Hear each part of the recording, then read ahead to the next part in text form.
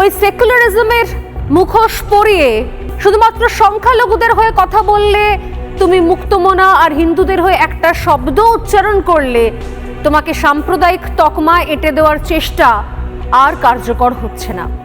দিন বদলাচ্ছে, তাই মানুষ আমি হিন্দু, আমি গর্বিত হিন্দু, আমার গর্ব, এটা বলতে আর কেউ ইতস্তত বোধ করছেন না। দিন বদলাচ্ছে, তাই অহেতুক সরস্বতী পুজো আটকানোর চেষ্টা, সরস্বতী পুজো না করানোর চেষ্টা, একটু একটু করে কোথাও তোষণ পেতে পেতে পেতে পেতে যেখানে পৌঁছে দেওয়া হয়েছিল নির্দিষ্ট একটা দেশের সেকেন্ড লার্জেস্ট, দ্বিতীয় বৃহত্তম গোষ্ঠীকে, সেখান থেকে মানুষ রুখে দাঁড়াতে শিখে গেছে, পাল্টা দেওয়া শিখে গেছে।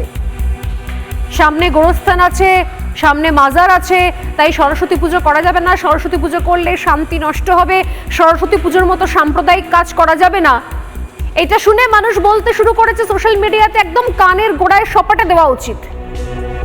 কার ক্ষমতা আছে সরস্বতী পুজো বন্ধ করার দেখে নেব আমরা। দিন বদলাচ্ছে, মমতা বন্দ্যোপাধ্যায় শুধুমাত্র দাঁড়িয়ে উস্কানি দিলে গরমাগরম যে যদি পথে নামেন সংখ্যালঘুরা তাহলে কি হবে বুঝতে পারছেন তো?